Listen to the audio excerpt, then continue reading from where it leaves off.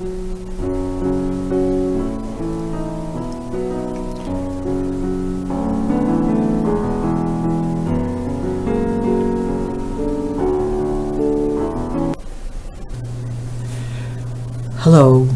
Mehitabel is back. Mehitabel's Bast Ball to help explain life and to help you understand yourself. I'm back. This is one of my very favorite stories. Arabian Nights, 1001 stories, told by Scheherazade. And the reason the Arabian Nights, 1001 Arabian Nights, is one of my favorites, possibly my favorite story, is because it's the story of a young woman who saves not only herself from death, but other young women, a kingdom, and a king. And how does she do it? She does it by telling stories for 1001 nights.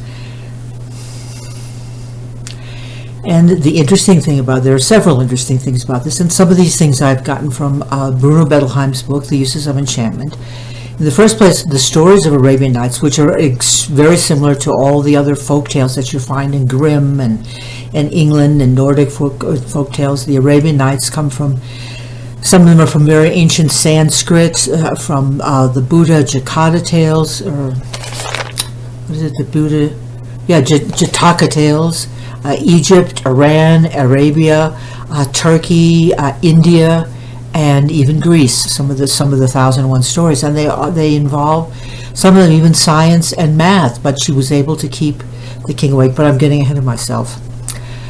And also, as you will see from these stories, if you're afraid of Freud, you think, "Oh, I'm not a Freudian," you will see that these stories are thousands of years old, and yet they're telling us the exact same things that Freud told us once he looked into the human spirit and character and tried to understand how things interacted. These stories told the exact same stories symbolically and had been telling them for thousands of years. So Freud was actually just stating the obvious, but that happens a lot of times. And things get handed down for thousands of years, and people use them, and they're very important, and they don't really understand why. Perhaps Freud gave us the chance to understand why. So let's get to the story. The story is the story of an Arabian king, and he has a brother, and he and his brother are both betrayed. This is the frame story of 1001 Nights. This is the excuse for telling 1001 stories, or the explanation of why it's necessary.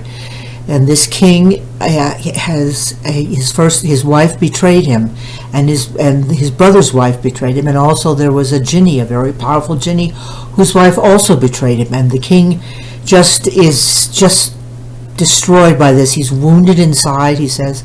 He loses all faith in mankind and just gives in to lust entirely. He's going to live a life of lust. He's just going to have a different woman every night, and so that she can't betray him and make him feel so terrible, he's going to have her killed in the morning, and then he'll have another nubile virgin the next night. And he's just becomes totally a creature of his id.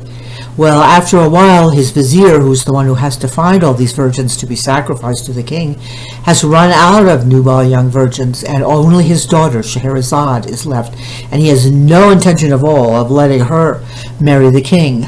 However, she begs to make the sacrifice. She's going to try to deliver the kingdom and deliver the king.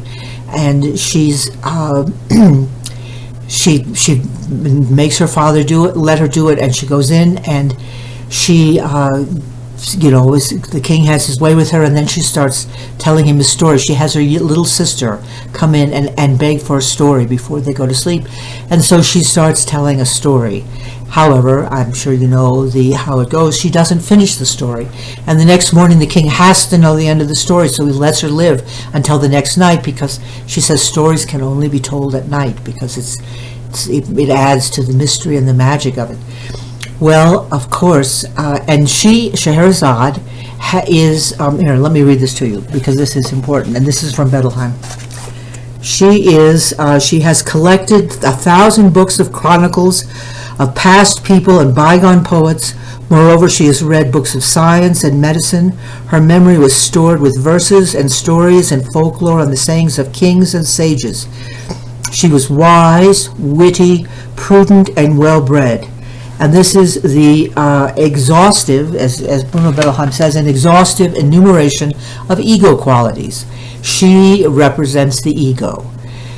And the king represents uncontrolled id. He's just given in entirely to lust. He's a lost man. He's in despair and depression. But she starts telling him the stories.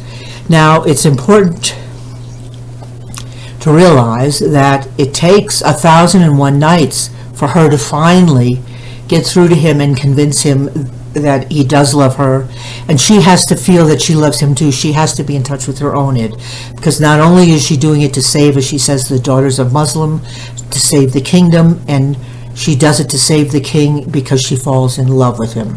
And it takes 1,001 nights, 3 years, for him to understand his own psychology, his own personality, how to explore himself deeply and finally come to terms, and he integrates his personality. And that's, of course, what the story is about. And all the stories that she tells him are all instructive stories, interesting, fascinating tales about humanity, just like Grimm's fairy tales, just different characters in different situations, situations taken from the Hindu and Sanskrit and Iran and the Arabs and Egypt, different backgrounds, different characters, but the emotional progression, the emotional theme is the same, and it's instructive.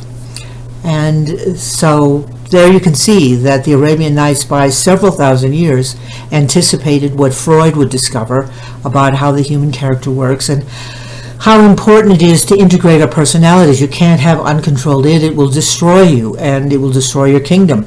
And only love can save you. And love and stories of how you think and how you feel, stories. That's what this whole Mehitabel, that's what Mehitabel knows better than anyone. That's what my spirit knows and has always known. And that's what I'm trying to give to you, a sense that you have to find your own story and find the truth of your own story in order to integrate your personality. So you see, Freud is really not so scary. People have been telling Freudian stories for thousands of years, sitting around fires at night, trying to understand themselves. And I think that's everything about the Arabian Nights. I hope you enjoyed this. Thank you. Oh, thank you so much. Any comments? Interested? I'm just getting used to this, so I hope you enjoyed it. Thank you for listening. See you next time. Let me just add one more thing. I guess it's a plug, but I'm not being paid or anything. This Arabian Nights by Robert Halmy is absolutely wonderful. It happens. I've had it for years. It's a great. The special effects are terrific. It's a wonderful retelling of Arabian Nights. I'll put a link down in the below. But I think anyone who loves stories and children like it. It's I think acceptable if a child is a little older. I just thought I'd pass it along. Thank you.